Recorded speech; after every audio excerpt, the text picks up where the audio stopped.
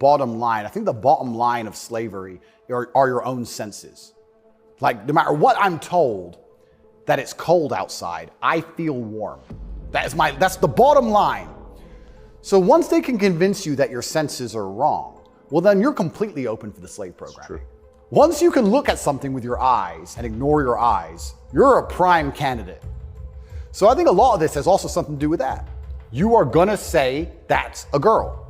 That's what you are going to say because you have to. And if you say it long enough, you'll think it. And if you won't, your children will, because we'll tell them. So eventually, you're gonna say it. And then it becomes true. Then you ignore your eyes. Now you believe anything, right? Till the next thing comes along. I wanna actually genuinely give my heartfelt condolences to any young person who falls for this crap, because you're gonna be so miserable for the rest of your life. If you chop off your genitals and take a whole bunch of chemicals as a teenager, you are gonna be miserable for the rest of your life. Yes. You're never gonna be the person you wanna be. You're never gonna be accepted as that person. You're never gonna feel happy inside. If you fall for this, I genuinely feel sorry for you. You have to throw away all the science and your entire worldview and everything about how you view the world. You have to eject that from your brain and call me what I want to be called. Is extremely arrogant. And if I went through the world and said everyone had to call me King Andrew, they'd tell me shut up. Why? If they can get called whatever they want, I should be able to get called whatever I want. I want to be King Andrew, #1 savior of Earth, climate change activist. That's what I want to be. And if anybody calls me anything else, they're a bigot. That's what we're gonna do. We're gonna go down that path. I'm gonna make sure that my title is good. Lord of all beasts of the land and fishes in the sea. The most honorable man who's ever lived. The fastest human alive. Who cares? Doesn't matter that I can't run fastest. It doesn't matter, Tucker. I'm the fastest human alive. You must affirm my belief. I'm the fastest man alive. Greatest man in show business. Sorry, Tucker. You think you can go to Tajikistan where people are trying to eat and talk to them about gender and all this garbage? They'll be like, listen, you're a man, this needs doing. Shut up, right? There's no time for any of that. So as the Western world is self-destructing in real time, there are places in the world where none of this crap is happening. It's amazing how quickly they can adapt. And that's for their own survival. That's fantastic. But then if you extrapolate that out and you understand that to be true, then you also understand that women are more susceptible to programming to a degree. I got called misogynistic by saying that if you sit 100 men and 100 women down in front of propaganda, I believe that women are more likely to believe a lot of it. I think a lot of liberals are female. They're more emotional, and it's easier to convince them of something if you use an emotionally led argument, right? So if by extension you now have women who are emotionally led, who are being convinced and their logic is failing because they're being tricked with an emotionally led argument, and the man they're meeting has no principle and no honor, and he can't resist that, she's in charge of the house, well, now she's telling the man what to do. Right? If I would have come home during COVID and my woman said, you need to wear a mask, I'd say, no, I don't. End of conversation. Where if I was a simp, you need to wear a mask. Okay, baby. Don't, all right. So the women are also largely in charge of the psyop because the men are so desperate to get any kind of connection with a real person and avoid the porn screen. And then these women are being controlled by the mass media as a whole. I say this to, I have children, I don't talk about it often, but I say to the mothers of my children, I say, look, either we program their minds or society does. Who do you believe in? Everyone is being programmed by somebody and something. Me, you, everybody. We're all programmed by someone. To sit and think you're above programming is incorrect. What you have to do is sit and say, does the person who's programming genuinely have my best interests at heart? What do they want me to believe? Why do they want me to believe it? What happens if I believe what they want me to believe? Where does this lead? That's all we can do. We're all programmed. We're all the sum of the 5 people we spend the most time with. Right? So if you have women with no father, no strong masculine influence, who's programming them? The Kardashians and the news? The internet? Porn stars? What kind of woman's that going to be? And then if a man finally ends up with her and he has no backbone, what kind of man's he going to be? I don't want to comment on these things because I don't want to make personal enemies of people I don't know. There's a guy called Adam22. Once again, I have no idea who this man is. I just saw on Twitter yesterday that he was with a porn star who'd never done a male scene. They got married, and like a week after their marriage, she did her first male scene with some random dude. And he's on a podcast defending it. Did his wife have sex with somebody else? Correct. Why? Like this is the level you can, but this is what the Matrix wants from you as a man. They want the woman in charge and the man below with no backbone, because if the woman's in charge, they can emotionally affect her. They can scare her. You can scare a woman easier than you can scare a man. A man. A real man's hard to scare. A woman you can make afraid of the vaccine, right? Be afraid, COVID, be scared. If she's in charge of the household, I would argue in nearly any household where the female was dominant, everyone's vaccinated. I would argue that point hard. Of course. Maybe I'm wrong, but I would argue it. I don't have the statistics. It's just logic to me. So talk about women being unhappy. What's actually interesting about the female mind, once again, they're going to call me a misogynist, is that when you're an emotionally led person, you're more prone to chaos. It takes real stoicism to lead. So why are these women unhappy? Because no one's leading them. No fathers, no men of no backbone, no man they respect. So they're relying on society, which is promoting chaos, and their own mental state. Women will say all the time, my period was coming up, so I was crazy. Like, they'll say that themselves. So without any kind of hard rock of emotional security, to give her a hug and say, don't worry, baby, calm down, it's okay. When you have no hard rock of emotional security and you leave her to her own devices, she's going to be, to a degree, chaotic. Does it surprise you that the weakest president is also the most destructive? Weak men are always destructive because hurt people hurt people. Yeah. I don't know, I heard someone said that to me a long time ago. Hurt people hurt people. They were talking about a relationship, and I said, that's true. If your heart's been broken, you're probably going to be a bit of an asshole and break someone's heart. Hurt people hurt people. And then I thought, well, if you're a weak man and you're going through life and you don't have the strength and resilience to resist the trials and tribulations of being a man, and you're constantly hurt by everything, and you're constantly upset and depressed and sad because you're weak, how could you possibly do good? Hurt people, right? To do good, you have to be a good person to begin with, and to be a good person, you're virtuous and you've gone through a lot of things that made you strong. This is what's mind-bending to me, that the idea that strong men are somehow bad. And it's the ultimate hypocrisy, because as soon as something happens, especially physically, as soon as a liberal is attacked, they call the police. Defund the police! Call the police.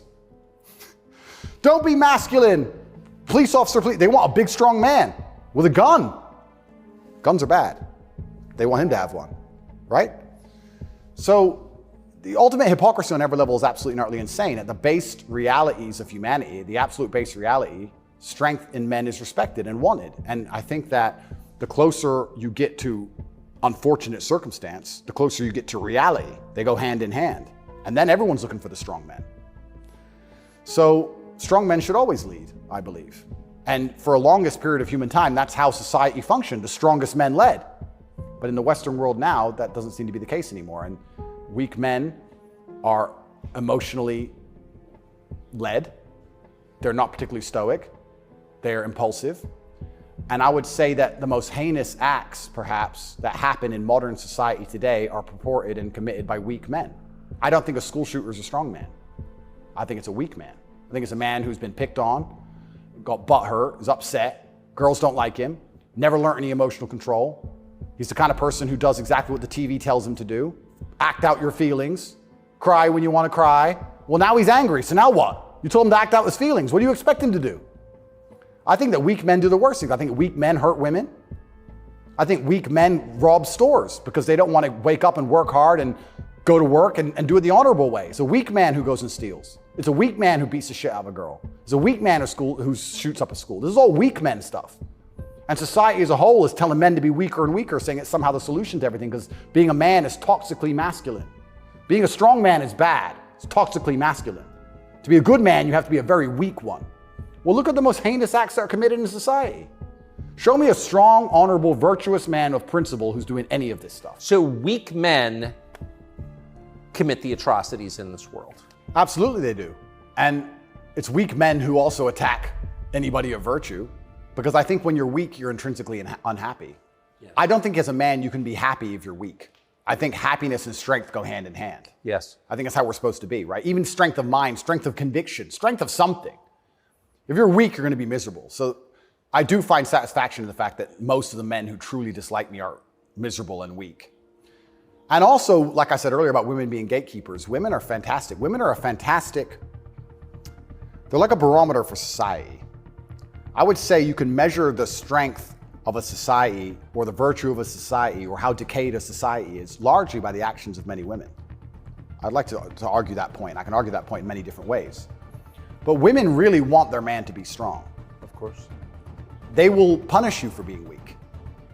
And I'm not saying you can never cry to your woman. I'm not saying you can never open up to your woman. But there's going to become a time where she expects you to just be capable. There's a problem. And even if you don't know how to fix it, your job as a man is to say, I'll handle it. Even if you have no money and no hope. And to go find a way to fix the problem. If you're weak and go, I don't know, she becomes very resentful towards you. And she'll punish you for that weakness. And I think what she's trying to do on an evolutionary standard is inspire you to man up, because it's your job to protect her, isn't it? So if she sees you and looks at you and doesn't see you as a man who can protect her, she can't respect you. So every survey of female happiness in the West shows just a straight decline since about 1970 till now. Women are becoming less happy in the West. I think it's very obvious. What accounts for that? How can you be happy when all the men around you aren't men, right? We are the most beautiful union that God has possibly created on the planet. A feminine woman and a masculine man. It's the most beautiful union that can possibly exist. It raises children the best. Both parties are happier. Both parties gain. It's a net positive for everybody. There's no negative, there's no downside. But if you destroy one side of the equation, then the other side is going to be completely and utterly miserable and unhappy. Andrew Tate, kind of an outlaw, Yep. lives in some palace in Romania, Yep. wherever that is. Yep. And Romania sounds like the kind of place where human trafficking is like the main industry. A lot of it happens here. That's what's so crazy about it, right? What's so crazy is if they really wanted to find a human trafficker, I think they could probably do it quite easily. But they managed to get me. That's certainly the perception. But it's one of those charges that kind of sells itself. Oh, absolutely. And it doesn't matter if you're found guilty or not, right? You're a human trafficker forever. And but I do think that public consciousness is changing. I think with things like there's been some very large court cases recently involving some very famous people in which women were caught lying, trying to slander men's names for rape and these kinds of things. And I don't think people believe it anymore. But that scares me to a degree, because I think that the typical weapon, the standardized playbook, is now failing, and I don't know what the new playbook's going to be. It's almost like better the devil you know. You're too famous, you're too successful, we don't like you. Call him a rapist or a human trafficker, put him all over the news, slander his name, try and wreck his life. Now that nobody believes it, what's the next move? What are they going to try next? Wouldn't it just have been easier to commit like a massive financial crime and defraud people of billions, come up with like a fake cryptocurrency, call it like, I don't know, FTX, or just give a name to it. Yep, something random. Steal billions and get your parents involved and buy a bunch of real estate in the Bahamas, and then like you'd be sort of a hero, right? Oh, absolutely. And I would have certainly made a lot more money than TikTok, because I don't think TikTok even pays you for views. And if it certainly does, I never got a single transaction from it. So it's a very interesting scenario. But if I was accused of a financial crime, my name would not be slandered. So no, of course. Well, of course not. You have the presumption of innocence. So just back to the jail thing. So you're in with your brother. At the beginning, I was not, but towards the end, I was. Yeah. What did you do all day? It's a good question. I looked at the wall, stared at the wall, smoked cigarettes, lots of push-ups, read the Quran. You smoked cigarettes, did push-ups, and read the Quran. Basically, yes. And certainly had some introspective moments. Tried my best to get out, tried my best to via my small phone calls, understand what's happening in the outside world. Tried to make sure that the people I love and care about are taken care of, because I'm the man of my family, and I'm also the man of quite a large, I wouldn't say empire, but life. And there's a whole lot of people who rely on me. You know, you have staff and families, you have children and families. I know the feeling, yeah. So when you're plucked from that, it's kind of strange. You're in jail and you're concerned for yourself, but your primary concerns are also all your duties as a man. I have duties as a man. I don't want children to starve. You've got a whole tribe. I've got people to pay. So it was very, very frustrating, constantly trying to make sure everybody else was okay and feeling helpless. That's what hurt me the most. I was trying to make sure everybody I love and care about was fine, and I wasn't as powerful as I should have been. And that was very upsetting. And especially if they were going to keep me there for years, I was having serious concerns about how I can feed the people I love. Did you ever come to the edge at all? No, I certainly had some days I was less happy than others, but I made sure that my mindset was built in a way that I could always be doing something constructive. And also, I think you get what you give in life. And if I ever felt particularly sad on a day, I would try very hard to make other people happy, because if I made other people smile, I'd feel better. So even the dinner ladies or the prison guards, I'd try very hard just to make people smile. I know it sounds silly. Some of the prison No, it guards, doesn't. some of the prison guards were more open than others, but there was a couple prison guards who were ice cold, who didn't want to say a word to me, and were like, "Hey, bro, your hair looks amazing," and you just stare at me like he wants. Shut up. But I just try my best to cheer people up, to cheer myself up, and as a man, all you can do is just find the resolve to continue doing the best you can in this current circumstance. So.